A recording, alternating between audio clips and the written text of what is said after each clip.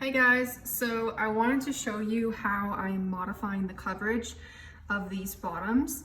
These are the Roxy bottoms. I've just updated them and I am wanting to make a new coverage option. So this coverage is going to be not quite full coverage, but I wouldn't necessarily call it cheeky, depending on your definition of cheeky. It's gonna be like right in between. So this is my front piece, this is my back piece here. And the first thing I'm going to do is lengthen this back piece. So let's get this front piece out of the way. And the first thing that I want to do is lengthen this back piece. So I'm essentially going to make it longer that way. And the reason for this is because when you're going from a skimpy coverage like this just kind of sits in, well, your butt crack. But once you start adding more coverage, it actually takes up more volume because it's sitting on your butt cheeks now, which have curvature. And so the first thing you want to do is add some length. So I think here, I'm gonna add, let's do that. That's about 1.3 inches. Let me see what 1.5 looks like.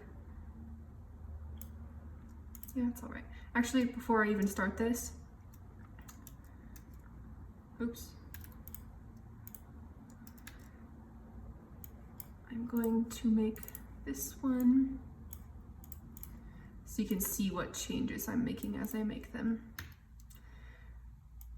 And I'm using Adobe Illustrator to do all this, but if you don't have Adobe Illustrator, you would do the same thing by hand. You'd just be drawing it instead of being able to manipulate it like I am here. So I'm gonna go down, let's see what 1.5 inches looks like. Yeah, I'm pretty happy with that. And then I'm going to increase the seat width right here.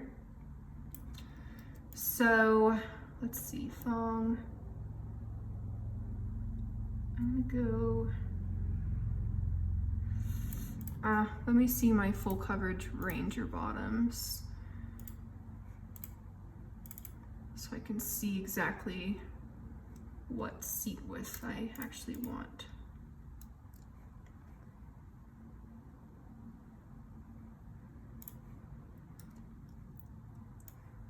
So this has seam allowance, so I'm just gonna take out the seam allowance real quick.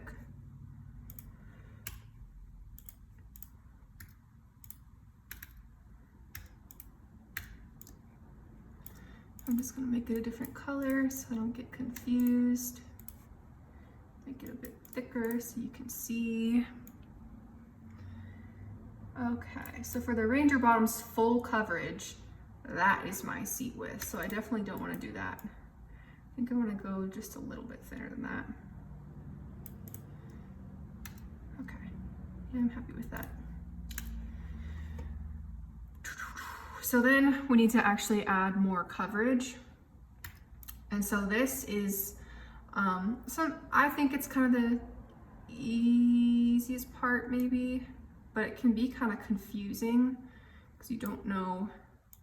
It's kind of like an arbitrary decision. Like I'm not making any calculations on this. I'm just kind of seeing how it looks and seeing if I like it. So I want this to be like pretty straight. Not there. That's okay. I might take this up a little bit, so that this line here isn't being so dragged down towards the center. I would hate to have a butt crack showing. For now, I'm gonna leave it like that, and I think I'm gonna test it like it is, but I might come to regret that decision. So this is what our back piece is looking like so far. And the back piece is the most important, but I also need to modify the front piece because not only did I add seat width, but I also changed the curvature of both of these seams here. And so I need to go back and make sure that this is trued. So the front piece, I'm not gonna mess with the length of it. I've already taken that into account here. And so here, let's get my original, so we have a copy of it. So here I just need to true.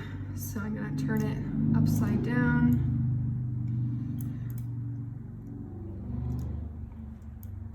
I'm going to line it up here. Something is up here, why is it not straight? I will investigate that later. Then I'm also going to make that seat width wider.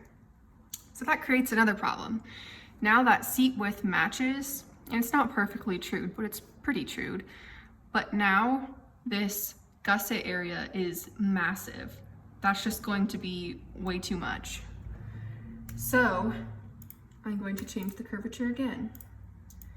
I'm gonna put a little anchor point right like there. So now that's nicely trued.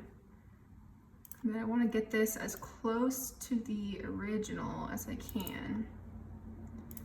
And that is pretty close. Let me see. This is kind of like an awkward line, like that's not super smooth. It's not going to be very easy to sew. You can kind of see where it takes a turn. So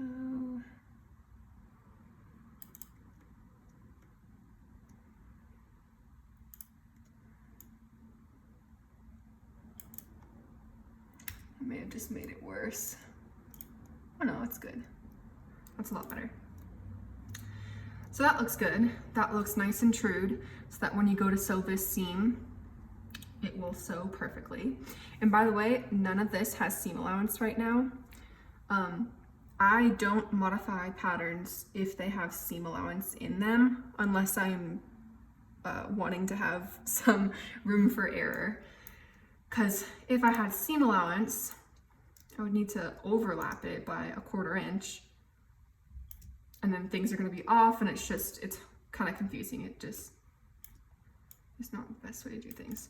So now I need to true this side seam here. This is a lot easier if you're doing it by hand, but here I'm going to be doing it on the computer. So there is a way to do it.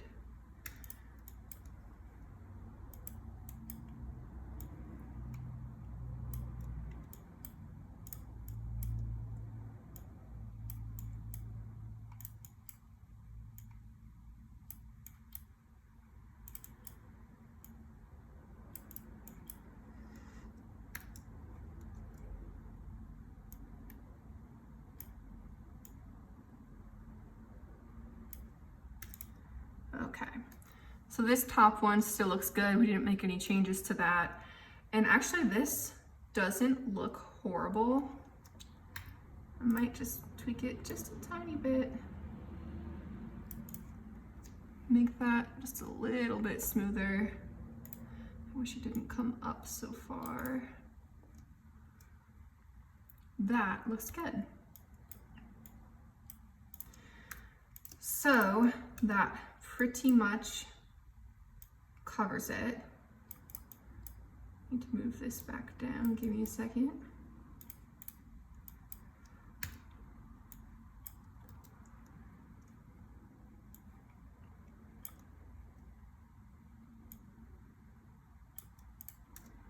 Okay.